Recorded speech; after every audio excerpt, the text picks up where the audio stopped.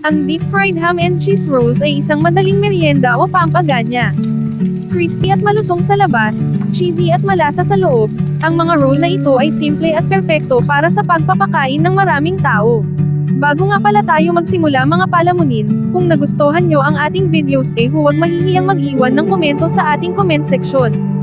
Maaari ko bang malaman kung taga saan kayo na lugar, para mapadalhan ko kayo ng mahigpit na akap? Paki-like and share na lang po para lagi kayong updated sa ating mga videos. Maraming salamat po.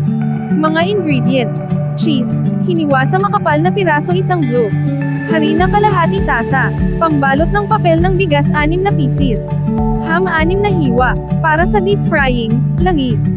Optional, tubig 1 mangkok. Hakbang, mag-init ng mantika, isawsaw ang rice paper wrapper sa tubig para lumambot. Ayusin ang ham at mozzarella cheese sa gitna ng rice paper wrapper.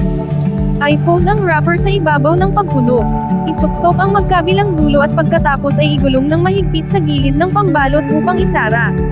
Itabi. Upang gawin ang batter, paghaluin ang harina at itlog hanggang sa makinis at mahusay na pinagsama. Magdagdag ng tubig kung ang pagkakapare-pareho ay masyadong makapal. Ilagay sa medium heat hanggang sa maging golden brown ang kulay, mga 5 hanggang 6 minuto. Ayusin ang mga piniritong roll sa isang linya ng plato na may mga tuwalya ng papel. Ihain bilang merienda o hiwa-hiwain at magsilbi bilang pampaganya. Ibahagi at magsaya.